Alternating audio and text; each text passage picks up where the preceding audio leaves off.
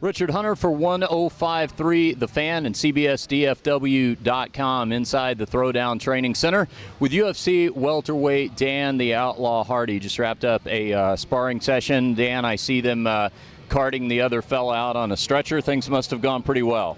Yeah, no, it was a good session today. I turned some corners today, which is always positive. I had my two coaches in the gym today, Ricky Lundell and Sean Yarborough, so I got a lot of good attention today, and we've got Joe Benavidez in the gym as well, preparing for his title fight. So we've had a nice atmosphere in here today, very productive. Dan's next fight coming up on Fuel TV over in Nottingham, England, where Dan is from, taking on Amir Sadollah. Now, as you and I speak, we're a couple of weeks out from your fight. Kind of give everybody an insight into where you're at right now in this training camp, a couple of weeks out. What's the fighter going through every day, training-wise, diet-wise, all the rest of that? What's the day like? Well, fortunately, diet's not much of a struggle for this fight because after the last fight, I stayed active, stayed in the gym, kept my weight down, and I really didn't want that to be much of an issue going into this fight. So the diet really, I'm eating clean, lots of vegetables, keep my animal products low, and just keep my energy levels high, and obviously stay hydrated being in Vegas. And as far as training, 2 times a day, pads, sparring, grappling. I'm getting some great sparring sessions with some good Thai boxers in the gym. A guy called Chaz Mulkew's fighting in the K1 show, and just great sparring, getting beaten up all the time, and just sharpening the tools. So I'm feeling really good. We've got 3 more weeks of hard training and then fight week to go. So the last 3 weeks we're going to push it. I'm already in pretty good shape, but we're just going to fine tune that nice and sharp and crisp, and get my timing sorted, and then we're good to go. You'll be taking on Amir Sadollah. Amir, former Ultimate Fighter winner, who has gone through some injuries. It sort of stalled the progress of his career at various points. So he's probably a fighter that, because of that, we haven't gotten to see as much of him as we probably would have had he remained more injury free. What do you know about him? How much have you watched him over the years as other guys in your welterweight division go? How familiar did you feel with him when you took the fight? Well, the good thing is that my last opponent was Duane Ludwig, and Duane Ludwig and Amir Sadollah fought on the same show as myself and Chris Lytle. So yeah. I watched that fight hundreds of times for the build-up for the Ludwig fight. So I was very familiar with his style. Obviously, I'm a huge UFC fan anyway, so I'm watching all the events. So I was aware. I was at his Phil Baroni fight, and I remember watching his fight against Don Young Kim and DeMarcus Johnson. So I'm very familiar with everybody in my weight class. I knew it would be a good fight. He's very, very tough and durable. He's well-rounded, so you can't take him lightly anywhere. And he trains with good guys. He's Extreme Couture. He's working with some of the best guys around. So I know he's going to be ready and in shape. And I'm confident. I know how to deal with him. But I'm also ready for a tough test. You talk about Amir Sadollah's fight with Duane Ludwig. I was talking to your wrestling coach, Ricky Lundell, here while you were wrapping up your sparring session, and we were talking about the pros and cons of being a common opponent MMA philosopher. When is it right to put stake in that, and when is it really inconsequential? Where do you fall on that? If you know that you're, in the case of Amir Sadollah, you're fighting a guy who has fought someone you fought, more importantly, beat before, what do you look for in that? And then also, where do you stop with it and know that, at some point it's really just kind of all hypothetical? Well, the thing is with MMA, it's very, very difficult because, people do make huge leaps in their game between fights, and styles make fights. The way that Duane Ludwig fights is very, very different to me. So watching that fight, it's interesting to see, what techniques were successful for Duane and what Amir was trying to work on Duane. But at the same time, I've got to bear in mind that I'm fighting my own fight and that I've got a different skill set. I'm a bigger, stronger guy than Duane Ludwig. I know I hit harder, so Duane Ludwig hit him a lot of times in that fight, and I really don't think I'm going to need to hit him that amount of times before I really hurt him and and probably knock him out. You can never do the MMA math of well, I beat that guy, so then I'm going to beat this one. It just never works like that. There are a lot of people that Joe St. Pierre's beat that Matt Serra wouldn't, but then again, Matt Serra beat Joe St. Pierre. You know, on any night, anybody in MMA can win the fight, and you've just got to bear that in mind and prepare for everybody like it's going to be the toughest test you've got. When you defeated Duane Ludwig back in May, the knockout of the night performance, that was obviously a long-awaited return to the cage for you. Got back on the winning track and in spectacular fashion. You know, I think just about everybody expected that fight to stay standing. Now, the interesting thing about it was everybody knew that had followed your career as of late that you had really refocused on other aspects of your game besides standing. So as spectacular as the knockout was, we didn't really get a chance to see some of what, you know, we'd been hearing about. Now with Amir Sadollah, I could easily see this fight staying on its feet as well. But should you be taken down, you know, it's worth noting that the two guys who were successful with you on the ground are George St. Pierre and Anthony Johnson. You know, GSP is GSP. Anthony Johnson, a very decorated amateur wrestler. Apart from that, there hasn't really been a fighter that's been able to hold you down. So with all that in mind, do you have it in mind that, you know, we might start to see a little more of this the evolution of some of the other Dan Hardy skills in this fight with Amir? Yeah, without a doubt. You know, the problem is that, you know, if you go into a fight and your opponent thinks you're just a kickboxer, then that's only one thing that they've got to think about. Yeah, working with Ricky Lundell, you know, we've drilled and drilled and drilled. We've done so much work. We know with the takedowns, takedown defense, and all different kinds of submissions as well. And I have this toolkit that I've not had a chance to use yet, and I really want to get in there and you know, and try some of these things out. I mean, I'm having a lot of success in the gym with some submissions that, you know, I've never used in the past, and fortunately for me, you know, I have the element of surprise because in my last fight I didn't have to use them. You know, the trusty left hook did the job, and you know, I didn't need to work any of my ground game or you know, or takedowns. So, you know, in this fight, I've still got that in the bag if I need to use it. And I know Amir Sadollah goes for takedowns. He does like to shoot, and he has got some submissions on his record. So, you know, if the fight does go there, if we do end up on the ground, I feel very, very confident that I can win the fight there as well. Tell me about, you know, camp relationships, sponsor relationships for that matter. You were kind enough to invite me to a Zions event last night, and, you know, you see some of the guys who have a common sponsor, maybe, you know, a little friendlier, maybe you're seeing each other more. Certainly in the case of the gym here at Throwdown, we saw Joe Benavidez training earlier. He's another Zions guy. Have you found throughout your career that the sponsorships actually sort of help to form relationships if there's other fighters who also, you know, have a similar sponsor, you get to know them a little better that way? Yeah, it's almost like a secondary team. Yeah. You know, I mean, you know, initially you've got the guys, you've got the coaches and the guys that you work with in the gym every day, and then, you know, you've also got the guys that you see regularly at events and promotional stuff. You know, and then, you know, when you see them at events and stuff, you've got common ground because you've seen them recently. And to be honest, I get on with most people. I don't really, you know, there aren't really many people I don't like. So, you know, I always talk to everybody. I'm always interested to see what the people are doing for training. Like Jake Ellenberger was there last night, and I've been interested in, you know, talking to him about his Vegas sponsorship. Turned out he had a Friday night free he wasn't expecting to have, Jake Ellenberger. I don't think he would have been attending had this weekend played out as it was supposed to, right? No, but he's in town for his girlfriend's fighting tomorrow night on the Tough Enough show, so he'll be cornering her, which you know, I'm sure he was disappointed he didn't get to fight, but at the same time, it might have worked out a little better for him. Yeah. But, you know, on that subject, since we touched on it, as Dan and I speak, we're here at what was supposed to be UFC 152 weekend. Of course, it was canceled after Dan Henderson's injury and John Jones declining to fight Chael Sonnen. And for listeners to my show, they know I was not only on that conference call with Dana White, but the week prior, as luck would have it, was on a conference call with John Jones. And I asked him very specifically about his focus on money, quite frankly, and not just the money that he makes, but evaluating opponents one by one on you know, their ability to draw to pay-per-view.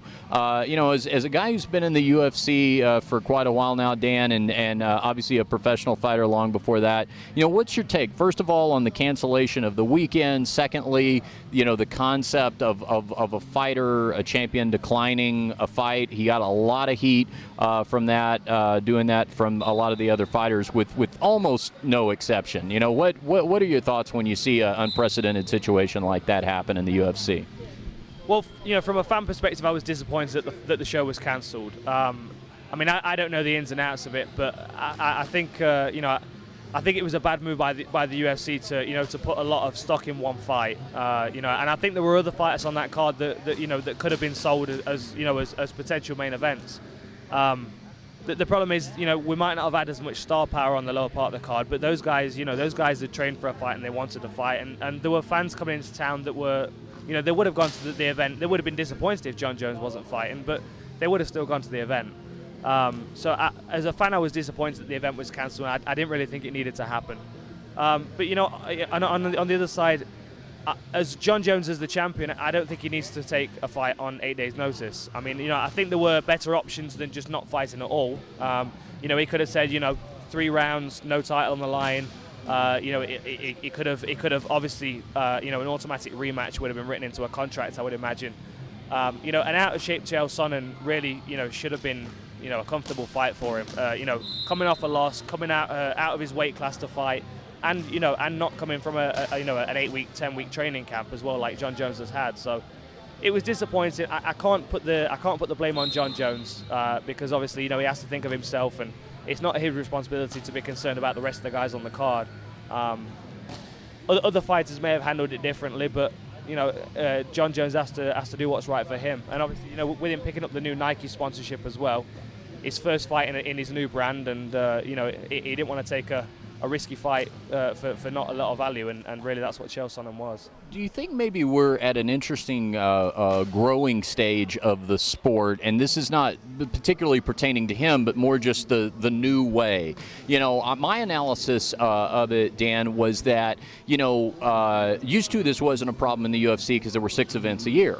I don't think anybody wants to go back to that, least of which guys who have to pay their bills by fighting on UFC cards. So if we're going to welcome in the new era of the big Fox network deal and the, you know, the Fuel TV card that you're on and the FXs and all the rest of that, we have to understand that there will be more events. Now, there are only going to be when I say a handful, probably, you know, less than I can count on one hand, of fighters who are going to be considered so elite that they would be trusted with carrying an entire card. I mean, there's John Jones, George St. Pierre, Anderson Silva, and now I'm stumped for a name. And it kind of seems like if you're going to be given that mantle, if they're going to say to you, listen, you're not only a champion, you're a champion among champions, you're pound for pound the top 1, 2, 3, then maybe that is an additional responsibility that comes along with it, and it's one that didn't even exist in the UFC just a handful of years ago. It's kind of the curse of popularity. Yeah. You agree? Yeah. For me, the shift came, you know, I mean, this event, the cancellation of this event was a huge change in the structure of MMA as a sport. Uh-huh. You know, before we had UFC was the brand, and UFC was bigger than all the fighters, and now it's come to the stage where now the fighters are now bigger than the brand. Yeah. You know, obviously John Jones, the cancellation of the event because John Jones pulled out shows that there's more power in the fighters' hands now than there is in the organization. Which, you know, I'm sure the UFC doesn't want that, but that's how it is. I mean, the stars are going to grow like that, and the more the sport grows, the more attention it gets. We're going to start seeing these like mega stars like we have in boxing, like the Floyd Mayweathers and the Pacquiaos, and you know, and Anderson Silva, you know, and John Jones, George St. Pierre, as you said. And, you know, even arguably Chael Sonnen, I would say he's up there as well. He's able to sell a card like that as one guy on the card. Now, back to your fight, which, of course, is going to air on Fuel TV from Nottingham, England, by the way, Dan's hometown. And I guess we're going to see it back here in the States in the middle of the day. Now, I know after your victory over Duane Ludwig that, you know, you weren't, at least that night, ready to say when you were going to take your next fight. But I believe the Nottingham card was, if not completely confirmed, it was known that it was coming down the pipe. Did you have in your mind, you know, that if everything went as it did in May, that this was going to be when you were going to take your next fight? Maybe did you? And even though you didn't know who it would be against. Yeah, well, you know, the fight was actually announced before my last fight against Duane. And the card, but not Sadollah. Yeah, not the fight. No, and as soon as they announced they were doing a show in Nottingham, I mean, I was initially very surprised because, the arena in Nottingham is, considerably smaller than a normal UFC. I mean, the O2 Arena, the NEC, all the big events that we've had in the UK have been in 15,000 seat arenas, and Nottingham is 6,000 or 8,000 seats. It's not a big arena in comparison. So I was surprised that they're going to do an event there, and as soon as I heard they were, it was just an opportunity I didn't want to miss. It gave me a little more fuel for the fire for the Duane Ludwig fight as well, because I wanted to get that impressive win so I could return to Nottingham coming off a win and and have a good fight in my hometown. What I think about fights from the past that sometimes have a second or a third chapter written to them, and I thought about you specifically this week when I saw the last couple of weeks, when the amazing comeback performance of Mike Quick Swick, who's been out for quite some time with a variety of injuries and ailments. Not only did he have a spectacular comeback performance, but he signed a new 4-fight deal with the UFC. This is a guy, I thought to myself, if he continues his winning ways, another win or two for you, this might be a fight that people would like to see again. You upset him once, and he's got a score to settle. Has that ever crossed your mind with him, Swick? It did, yeah. To be honest, it was an impressive comeback. I'm glad to see him back in the UFC. I really think he belongs there. And people forget that before our fight, he was the #1 contender. The plan was that he was going to beat me and then fight Georges St. Pierre. You crashed the party. I did, yeah, I did. And I'm sure he wasn't happy about it. It was just one of those things. I had a good night. I was on form that night, and I caught him with a couple of shots early on, and that really threw his game off. But he's a tough guy. We've seen him have some great performances in there against some really tough guys, and I don't think it's going to be long before he's a contender again. And it seems to be, now I've got back on the winning ways, and now he's back in the UFC. It might work out that as we're heading back to being contenders, we might cross each other's paths again. I can see that happening. And currently fighting on more or less the same schedule. Is that something that fighters keep an eye on as well? Because it seems like within a division, you can also kind of look. You know what it's like? It's like when girls become friends and their menstrual cycles sync up. So you see this with fighters where even within a division, okay, he fought last month and won. I'm fighting this month and I win, and then his next fight is in another 3 or 4 months. So is mine, and you sort of start seeing this trajectory. Do fighters and managers pay attention to that sort of thing? It does seem like it's a little bit of a way to predict the weather. It is something I've started to notice it more recently, to be honest. Yeah, I mean, it worked out in particular for my last fight, because I fought Duane Ludwig. He fought on the August 14th card that I fought Chris Lytle on against Amir Sadollah, funnily enough, and then I took a bit of time off, but they both had fights in between, and then. It just how it works out. You do seem to find that you have like a group of fighters around you that compete on a similar schedule to you, and and there are a lot of good matchups in there. The problem is that there are so many guys in the division that if it was just kind of a mix and match, it'd be very, very difficult to have any real structure. So we tend to find that we have like small leagues within the UFC where these guys they fight within a pool, and one guy rises to the top, and then we start matching guys from different pools. And yeah, I mean, Amir Sadollah, Duane Ludwig have both been, within my schedule for a while, and it just seems to be working out that way. Yeah. What about, I don't think I've ever asked you about this, but as the Ultimate Fighter is becoming international, we just saw the Brazilian edition with Vanderlei Silva and Vitor Belfort, and now we're getting, I guess, an Australian version. It seems like, your gift for communication coupled with your popularity in the promotion might make you a great candidate for an eventual all-UK version of the Ultimate Fighter to coach. Is that something you'd like to look at doing? Without a doubt. To be honest, it's been mentioned to me a couple of times, the Ultimate Fighter. It's something I would love to do. I have a real passion for coaching, and I like to have a team of guys that I can really grow together as a group and really train them together, and they feed off each other. I mean, the Rough House, we had a really tight-knit group. I mean, guys have started going off and doing their own things a little bit now, but we still come back together and work together and exchange techniques and stuff. And to have a group of guys together for a set period of time that you can just really invest some time in them, and I think it would be great. I really do. Unfortunately, when it was mentioned to me the last time, it wasn't convenient. I had a fight coming up, and I really didn't want to pull out of the fight to do the show. So, I stuck with it, and it was the right decision for me right at that time. But if the opportunity comes up, I would definitely jump at it. Yeah.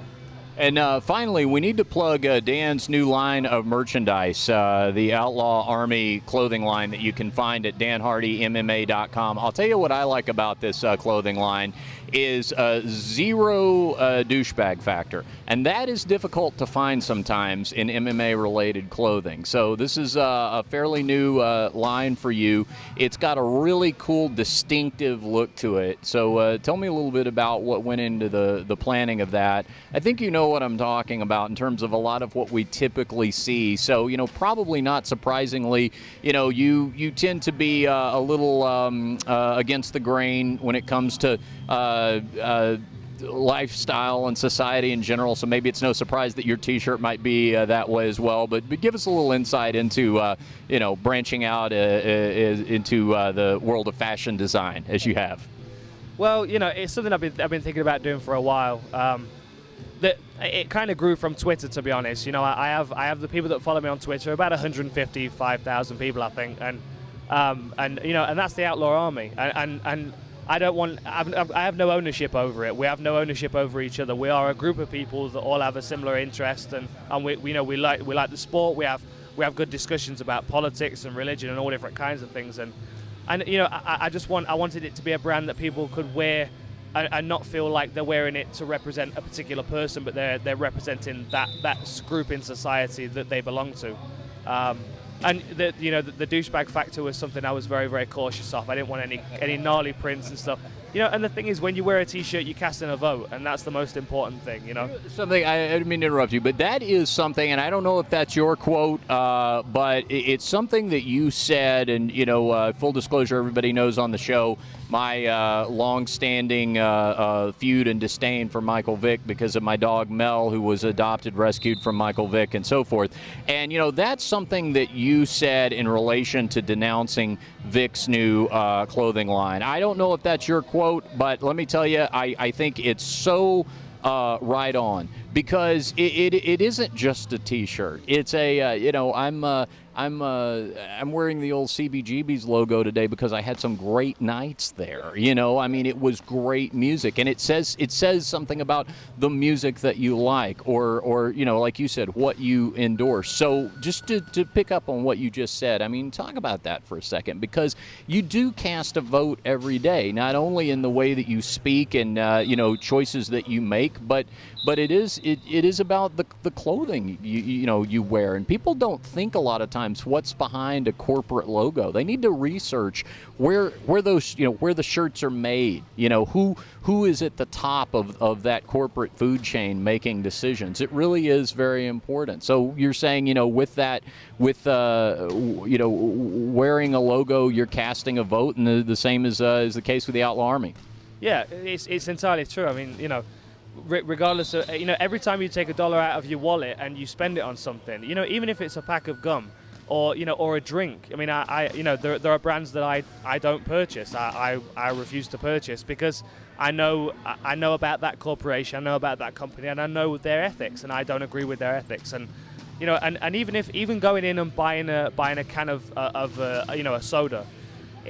The brand that I'm buying, if I'm drinking that, I'm supporting the ethics of that brand, and people are going to be more aware of it, because a lot of these brands are treading on a lot of people to make profit, and the problem is that a lot of people are they're ignorant to this kind of thing, and they just they spend money because it's it's easy, and I like that because I like the taste of it, I like that because it makes me look cool or whatever, but at the end of the day, you've got to be aware of what you're representing when you're wearing something. And, like you said with, CBGBs, I'll show up to the gym most of the time, and I don't wear MMA brands. I have brands that support me. Zion's, I will support because they're a good brand. They support their athletes.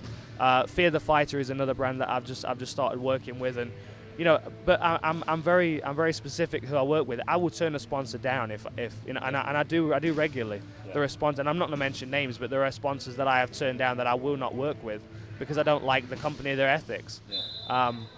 And the thing is, with the Outlaw Army, I didn't want anybody to feel like they were they were wearing it just because it's a cool shirt. I want them to wear it because it represents something important, you know. And on the back of one of the first 2 designs that we had, the tagline, which my fiancée Elizabeth came up with, which is great, it says, "Think for yourself, fight for each other." And it's true, you've got to be open-minded, you've got to be aware of what's going on in the world, and you've got to support the people around you that might need that support. Bonus question, and then we wrap up here. Twitter, you can follow Dan at Dan Hardy MMA, 150,000 or so strong right now. And I'm going to ask you about this, and we'll end on this, because Twitter for me, and of course everybody can follow me at Richard Hunter, but you know, I have seen a commonality in your Twitter mentality that I see in myself, which is if I engage with someone, I can't stop. Like I will work them and work. I'm the John Fitch of Twitter. I just want to grind them and grind them and grind them for a full 5 rounds and win every second of every minute of that exchange. And I want to see them. I take great satisfaction in just seeing them go to radio silence when I know that I've completely marginalized them. Is that the case with you? And seeing as how between the two of us, one of us also has to train for an actual fight, I'm thinking that you probably at some point need to make yourself stop, or no, you just keep going? You know, I don't mind it. I don't mind being on there and having long discussions with people, and I do get into it sometimes as well, and usually about, you know, things that I have strong opinions on. Animal rights, for instance. You know, I've got into it with Matt Hughes a few times, and a lot of people that are fans of Matt Hughes that, you know, they're not really understanding, you know, what I'm trying to say. So you know, I just try and. I'm not arguing. I never argue with people. I just try and help them understand my point of view. And you know, and if at the end of the day they don't agree with me, then that's fine. And you know, I'm not saying everybody should hold the same opinions, and that my opinions are necessarily right. But my opinions are found through, you know, through logic and common sense, and I like to try and, you know, communicate a little bit of that to people through Twitter, which is difficult sometimes. Yeah, it's 140 characters when that's all you got to work with. You got to make every letter count. Dan Hardy has been our guest. He fights Amir Sadollah on Fuel TV from Nottingham, England, coming up here in just a couple of weeks. We got to get out of the way here of the folks at the Throwdown Gym who've been nice enough to have us. Visit him online at danhardymma.com. Thanks for the time, man, and we'll catch up with you post-fight, and I'm sure have another victory to talk about and talk about what's next for you. Cool? Yep, sounds good. Good. Thanks, guys.